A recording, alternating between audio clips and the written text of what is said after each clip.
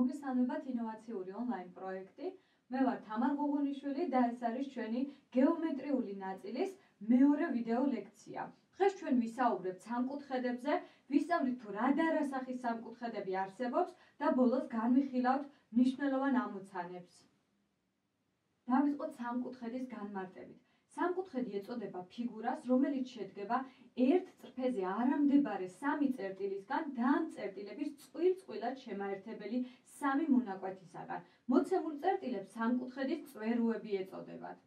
მოცემული გვაქვს სამი წერტილი.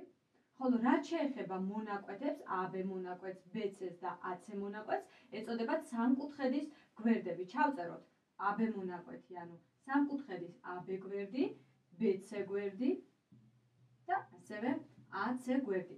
აქვე დავამატებ, რომ ნებისმიერი ორი გვერდის ჯამი მეტი უნდა იყოს მესამე გვერდზე. მაგალითად, AB-ს დამატებული BC მეტი იქნება AC გვერდზე. BC-ს დამატებული AC მეტი იქნება AB გვერდზე და AB-ს დამატებული AC გვერდი მეტი იქნება BC გვერდზე.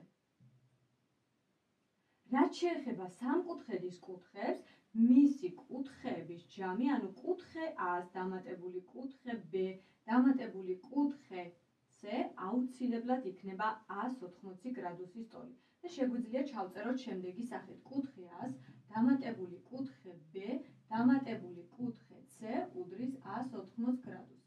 ანუ სამკუთხედის კუთხეების ჯამი არის 180 გრადუსის ტოლი.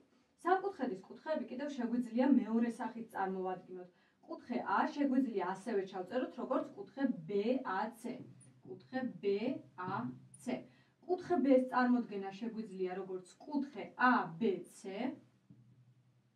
და ანალოგიურად კუთხე C-ს წარმოდგენა შეგვიძლია როგორც კუთხე ACB.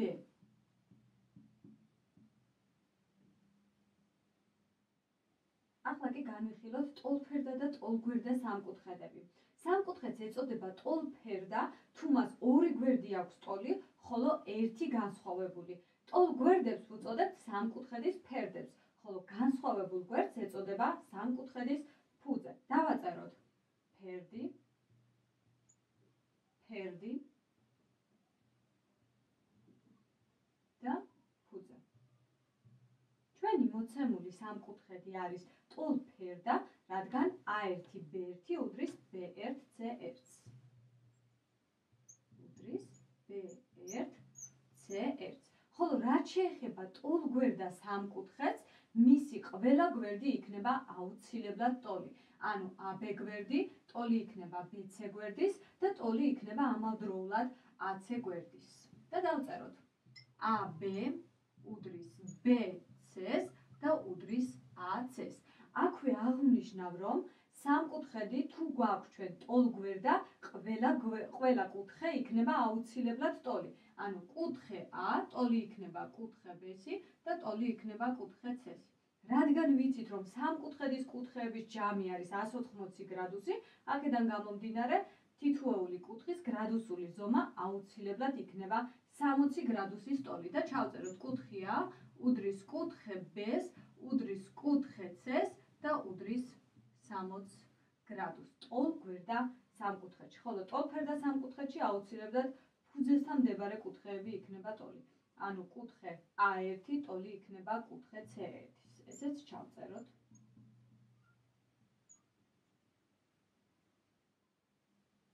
სამკუთხედს ეწოდება მართკუთხა, თუ მისი ერთი კუთხე არის მართი, ანუ 90 გრადუსის ტოლი. მოცემული გვაქვს სამკუთხედი ABC, სადაც ერთი კუთხე უკვე განსაზღვრულია და არის 90 გრადუსის ტოლი. მართი კუთხის პირდაპირ მდებარე გვერდს ეწოდება ჰიპოტენუზა, ხოლო მიმდებარე გვერდებს ეწოდებათ კათეტები. მართკუთხა სამკუთხედი ამავდროულად შეიძლება იყოს ტოლფერდა. ანუ ეს რას ნიშნავს, რომ მისი კათეტები შეიძლება იყოს ერთმანეთის ტოლი. თუ AC უდრის BC-ს, მაშინ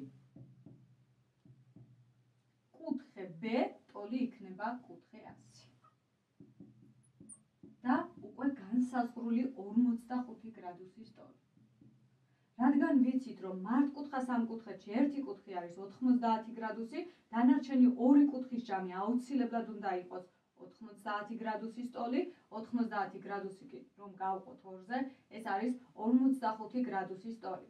ძალიან მნიშვნელოვანია მართკუთხა სამკუთხედში პითაგორას თეორემა ამოცანების უკეთ ამოსახსნელად.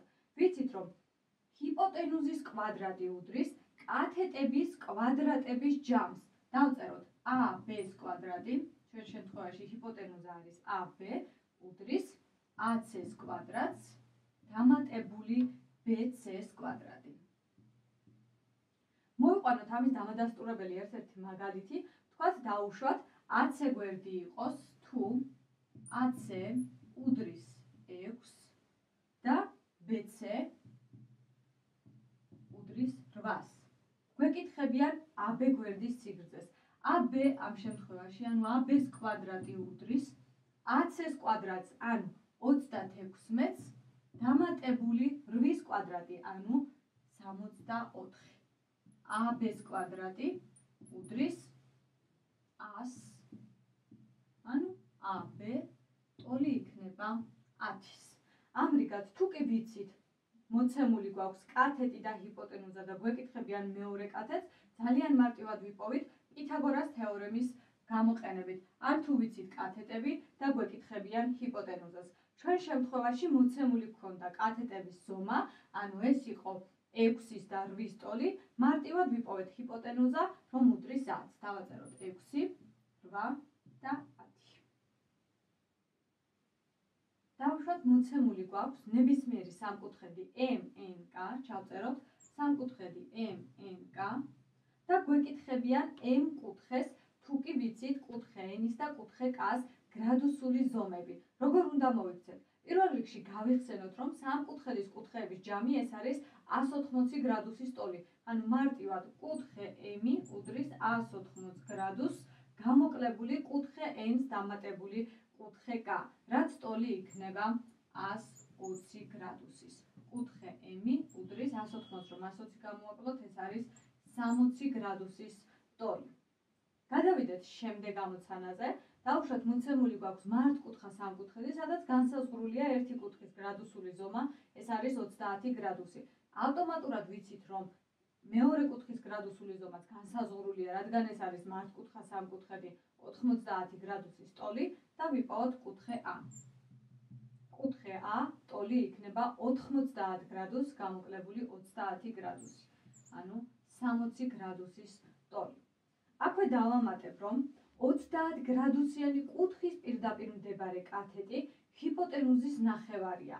ანუ 30 გრადუსიანი კუთხე მოცემული გვაქვს, მისი მოპირდაპირე კათეტი ეს არის AC, ის აუცილებლად ტოლი იქნება AB-ს ნახევრის. ჩავწეროთ AC უდრის AB გვერდის მეორეც.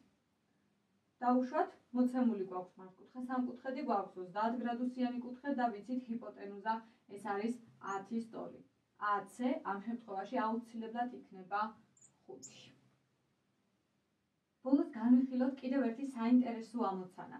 მაგალითად, მოცემული გვაქვს ნებისმიერი სამკუთხედი ABC, სადაც განსაზღვრული გვაქვს ორი გვერდის სიგრძე, ანუ AB უდრის 5 სანტიმეტრს, ხოლო AC უდრის 12 სანტიმეტრს.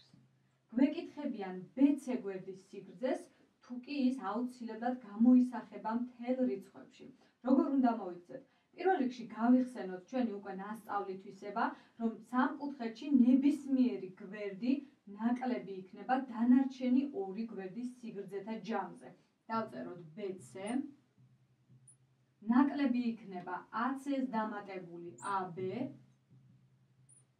და ამავდროულად BC მეტი უნდა იყოს AC-ს გამოკლებულ AB-ზე. ახლა კი შევიტანოთ მნიშვნელობები. დავწეროთ ისევ BC, AC-ს რომ გამოვაკლოთ AB, ეს უდრის 7, ხოლო AC-ს რომ დავუმატოთ AB, ეს არის 17. ანუ BC შეიძლება მიიღოს შემდეგი მთელი მნიშვნელობები. 7-ს ვერ მიიღებს ვერანაირად და ვერც 17-ს. აუცილებლად იქნება აღნიშნულ შუალედში, ანუ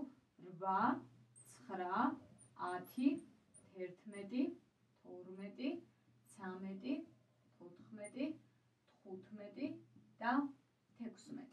ანუ B-C სიგრძე შეიძლება იყოს აღნიშნული რიცხვები გარდა 7-ისა და გარდა 17-ისა აღნიშნულ შუალედში.